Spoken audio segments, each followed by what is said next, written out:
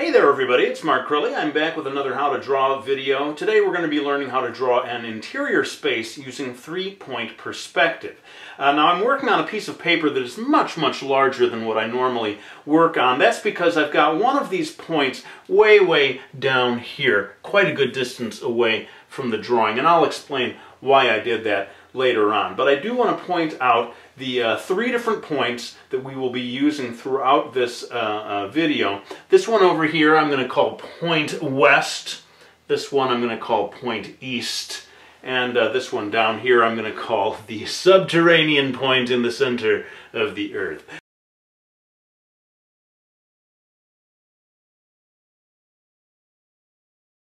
People like to know what size I'm working at, and what I'm going to do this time to save time is just put all of that information down in the info box, the description of this video. If you want to work at the same size I'm working, go ahead and check that out for all that information. But for now I want to go ahead and get into the drawing itself. So let's refocus the camera and get into it. Alright, so I'm going to do things a little differently than I've done in the past with these types of perspective drawing videos. I'm actually going to begin with no ruler and just sort of sketch out the scene as I imagine it. And then later on I can pull out the ruler and show you how it helps me to sort of perfect the system of perspective. Now, maybe I should first explain why would you want to use three-point perspective? What is it for? I would say that it's most often used for doing a sort of a bird's eye view when you want an elevated perspective. It doesn't have to be a room. I happen to be doing a room. It could be a cityscape. It could be anything, especially when it has a lot of geometric shapes to it and straight lines. It can be very helpful to understand three-point perspective so that you get this drawing that looks accurately as if you are in an elevated position looking down at the scene. And especially people doing comics, they will frequently find that the best point of view for the scene is a three-point perspective point of view. That is to say, elevated. Or sometimes, maybe a little less frequently, but sometimes a worm's eye point of view where you are looking up from the ground, maybe with sort of dizzying perspective, looking way up at the top of a building or something. In any case, what I'm doing here is beginning to put in loose indications of a doorway, and that I'm going to have sort of like an explorer character who's entering a temple. Sort of think of it as like an Indiana Jones movie kind of a scene. So hopefully it's becoming a little more clear. I'll erase away a little. This is going to be a doorway here. And what I have here on the sides, kind of almost as a framing device, is a foreground wall that's going to be much closer to us. And over here also, sort of a darkened, shadowy foreground wall. And then I thought, well, let me go ahead and draw the character. Because I think if you see the character, it'll make it clear what it is I'm trying to do. This guy is going to be like entering the temple, searching for the golden idol. And so what three-point perspective is going to allow me to do eventually is to perfect all of these lines and have them really in the places where they would be in real life. If you had a camera and you went up, you were in like a church or whatever, and you were way up on the second floor balcony or whatever looking down. In real life, the lines on the floor and so forth, they have a particular way of sort of fanning out. And actually, I can see right now that I'm getting this wrong as I look to what I called point, what did I call it, point east. That's where these lines are eventually going to go off to, and when I pull out the ruler, it's going to allow me to really do that in a way that's mathematical and accurate to what we would really see in real life. But I thought it might be helpful for you to see that sometimes an artist might just sort of wing it the way I'm doing it right now, and you know, maybe that's enough rather than have this huge sheet of paper like I was showing you at the beginning of the video with you know, points. At least one point that's way down at the bottom. You could just try to wing it, which is basically what I'm doing right now. I want to explain why did I make that point so far down on the paper. Well, part of it is that if you don't make that point, especially when you're trying to do a drawing like this one, if you don't make that point far enough down, these lines begin to tilt inward in a way that really breaks the laws of real life, essentially. You would never see these walls tilting in at such sharp angles. I'm trying to show you perspective as it occurs in real life, and I find that generally means that the lower point, which I jokingly called the subterranean point at the center of the Earth, that point really does need to be quite low down in the drawing, pretty far down, to prevent that sort of skewed, over-exaggerated perspective from taking place. Now, the exception maybe would be if I were looking down an elevator shaft and we're looking straight down from above, right? And you're looking all the way down to the ground floor. In that situation, we are, first of all, you may just use 1-point perspective for something like that. But if you are going to do 3-point, maybe you could get away with having the lines or having that lower point not be quite so far away. Now, you can see I've made like a suggestion of steps here. And hopefully this kind of gives you the basics of what I'm going to be trying to draw for this temple. And I feel at this stage that I've maybe gone as far as I can with what I would call the winging it stage. And it's time for me to pull out the ruler and start to really try to make these lines behave as they would in real life. So I'm just going to do one more of the sort of sketchy, taking my best sort of guess at it type of lines.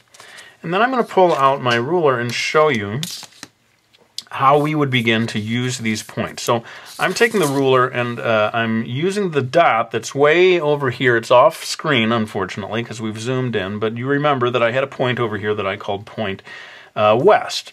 And what I'm doing is having the ruler make sure that it pivots off of that point so as to allow me to draw this line, for example, right here,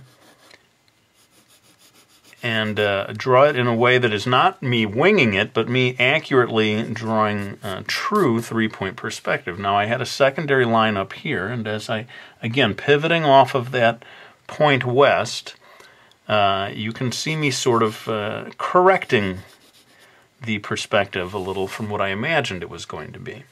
I guess I'll go ahead and come down here and we'll do the top step of the temple. And you can see here again, it's always pivoting off of point west and it's gradually tilting this line down, or the ruler down, so that I can draw the next line. And this would be the way that the top step would be drawn in accurate perspective. Now let's go to point east and begin trying to redraw these lines. Now I can see here that again I've got my ruler way over here. You can't see it, but it's actually touching that point, and I'm going to begin pivoting off of that. And I can see that my best attempts at winging it were indeed pretty substantially off. Look at that, see? So what I got to do is erase my best guess line and go back and fix it using true 3-point perspective. Okay, and then as I'm drawing lines, for example, lines that would go across the floor to establish this space here, this sort of flat surface of the floor that he's walking into. Each one of these, because my ruler is pivoting off of this point east, each one of these is pointing in a slightly different direction, allowing me to start to establish that floor. And indeed, if we wanted to have cross lines going across, I'd switch over to point west here to help me draw lines that define the surface of the floor. Now comes the subterranean point in the center of the Earth, and that is the one that helps us do all of these vertical lines, which is to say lines that would be vertical if you were standing in the room looking at them, but because we are using a perspective and getting a sort of a, we're not getting a dead-on point of view looking straight at them, This time I can see that I did a little better job of hazarding a guess. But in this case, these symbolize vertical lines, but because of your point of view, each one of them have a tilt to it. And so you can see as I come over here to this like doorway line, again, sort of pivoting off of the subterranean. I got to come up with a shorter name. The subterranean point at the center of the earth. This line is, again, way down here where you can't see. It's going to be pivoting off of that. And then over here, I guess I can redraw this one in that same way. Now, I've done all of this so far real time. I think it really is going to be impossible to do this entire thing real time, or it's possible, but it will have you all collapsing into slumber by the time I'm done. But I think you got enough of the idea of what I'm doing and how really almost every line in here, apart from the line of the figure, you know, the explorer guy who's coming in through the door, pretty much every line that you see is relating to one of those 3 points. So let's go ahead and use a little bit of time lapse. You're going to see me continue to clarify all these lines and correct them so that they follow the rules of proper perspective. And then maybe I'll come back and do some more real time as I add details to the drawing.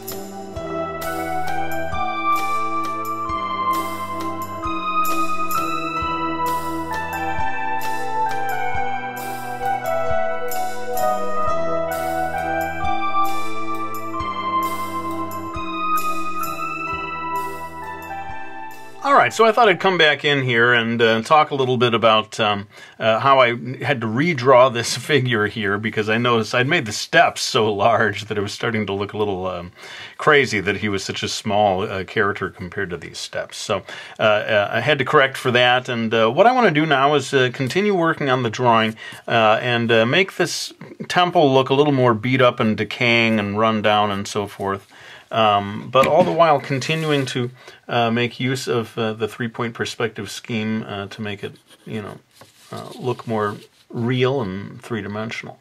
Now, as I was saying, it is possible to sort of wing it with these things, but you saw as I went back with the ruler how far off I was in certain cases from actual perspective, and so it just depends on what you want as your final result. I certainly, anytime I want something to look convincingly, you know, like you would see it in the real world, I definitely pull out the ruler, get those 3 points in place, and begin, you know, checking every single line, whether it's a vertical or a horizontal line, make sure that they all follow these rules of perspective. I thought it might be interesting if this is one like maybe like a ancient temple that has carvings on the wall. And here's one thing that you can do if you're doing an illustration that's supposed to have like both a foreground and a background. If I do like these really highly detailed carvings right here in sort of on this distant wall, then I come over here and I make them, you know, sort of presumably the same carvings, but you draw them much larger. Then this helps create this illusion of depth. You know, last thing you want to do is have the same degree of detail here and here, because they would be sort of fighting with each other. And I confess I'm just sort of making this up as I go along in terms of like carvings, but I just wanted to give you the idea. Hypothetically, even the carvings would have to relate to this subterranean point. So in a way, you're never completely free to just draw as you please, if indeed you want this to be believably, you know, real-looking. And, you know, there are some people who like that hyper-skewed type of perspective that seems to, you know, to me it always looks a little bit like a pop-up book that is not completely open, you know, and the walls inside the pop-up book are sort of at these very sharp angles to one another. But, you know, that can be an effect that you're going for. So I'm not saying that everybody has to go for the ruler every time that they're doing something like this. But basically, you know, this is part of a series of videos showing how to draw interior spaces, and I already did 1.2 point, and so I want to sort of keep with that for this last one in the series. Make sure that anybody who wants to learn how to draw interior spaces using perspective, they can follow along with all three of these videos and hopefully get a pretty good primer. Now, one thing I wanted to talk about, I'll come back and work on these details later on, but I wanted to talk about if you want there to be debris, for example. So to me, this is supposed to be a sort of abandoned temple. And there are ways of doing this in a sort of scientific way, and what you would have to do is take the point west, learn your directions, Mark, point west and point east. You would connect the two of them with a line, and that becomes your horizon line. So we've got a sort of, you can't see it unfortunately in this, the way I've got the camera zoomed in, but anyway, if you wanted to have, say, a square that is lying on the ground. Let's say that there's, I imagine some, I don't know, some big brick or something that fell off of the ceiling because it's a decaying temple. Right now I'm kind of winging it in terms of these lines, but if I have in mind a particular point on the horizon, and you have to imagine that I go up here and I connect the west and east lines with a single line, and then I drop a point right up there on that line. Then I can pull out my ruler and begin to have even this fallen chunk of stone, have those lines also relate to the same horizon line that those other 2 points are on. And then as far as the up and down points go, the vertical ones, those are all going to relate to that subterranean point that I had been talking about. And, as for these ones, I think I'm just sort of winging this one, to be honest with you. I'm not an absolute perfectionist expert in perspective. I do the best I can. But I was going to talk about how I want to do a shadow. I want light to be coming in through the door here, right? And depending on your interests as an artist, you may find this annoyingly difficult or sort of an interesting challenge, but you start to think about light and the way light is going to fall as it comes in through that doorway. See, I started thinking about how the sort of silhouette of the door would start to go down the steps. And so I started figuring out that, let's say the light is almost like water flowing down the steps. I had to come straight down, I had to come across. And then I tried to imagine that this step itself would cast a shadow of some kind, so you have to get that in there as well.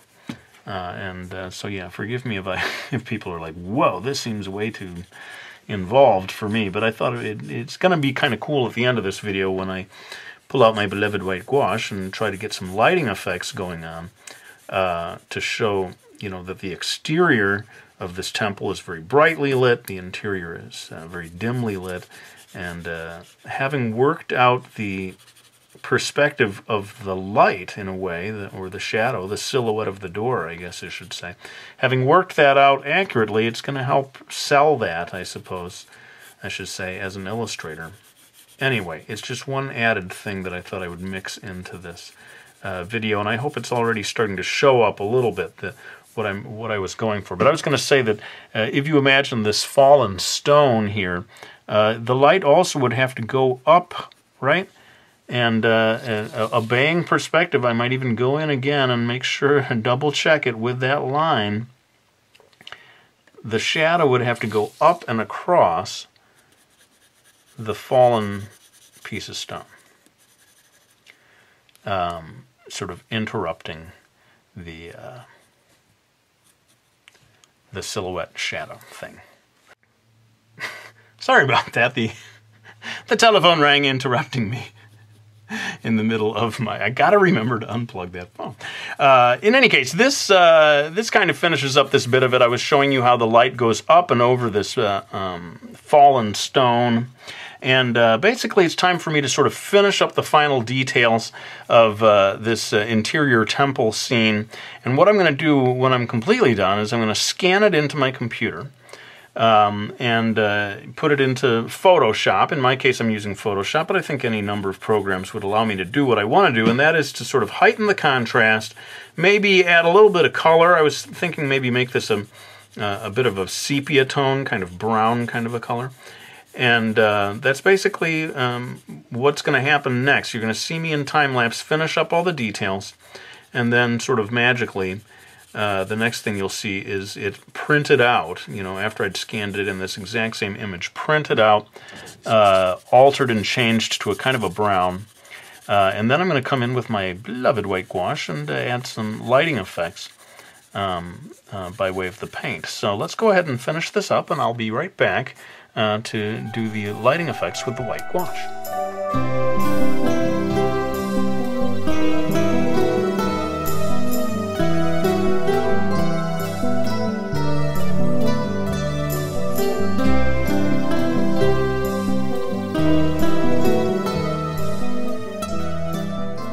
Alright, well here we are with the printout that came from the original drawing. I sort of pushed things a little to the color brown.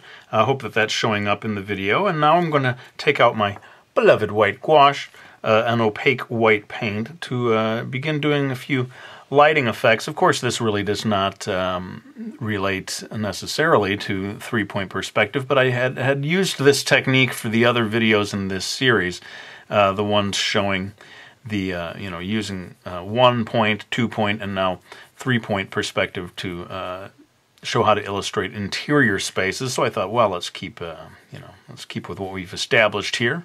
I don't want to break with tradition, and continue using this technique. So hopefully you can see how adding the white gouache helps to give the sense of light glinting off this wall that hopefully appears to be closer to us. And I would say basically this same effect could be achieved with a white colored pencil. I don't think it would be quite so intensely white.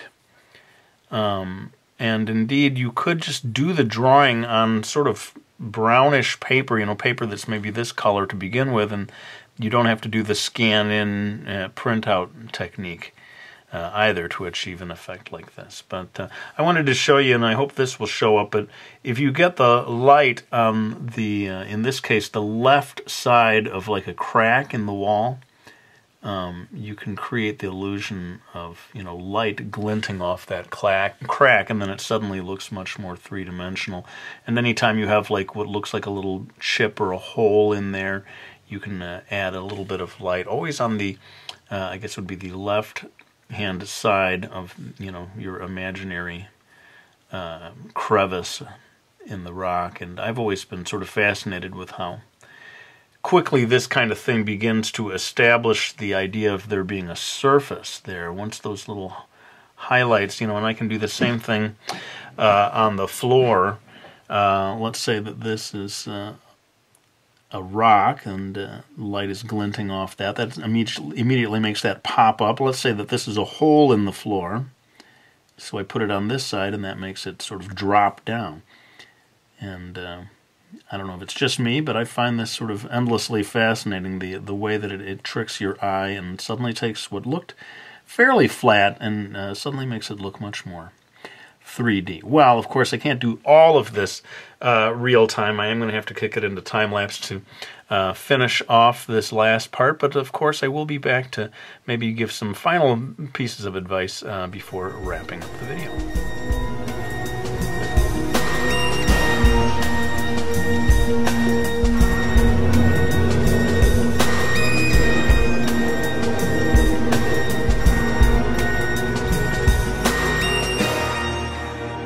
Alright, well there's my video on how to draw using three-point perspective. I hope you found it helpful. I'm actually using a brown colored pencil here to go in and add just a little more texture. Notice how I try to follow the direction of the wall, like the lines are going across this way here, and on the steps they're going this way. You're kind of trying to suggest the direction of the surface sometimes. It's a technique you can use anyway. But let me go ahead and thank anyone who has supported me by getting any of my books books like Miki Falls and Brody's Ghost, my 2 graphic novel series. Of course, there is also the Realism Challenge, my book on hyper-realism, and Mastering Manga and Mastering Manga 2. I am always super, super grateful to anyone who supports me by getting any of those books. But let me go ahead and lay down this brown-colored pencil.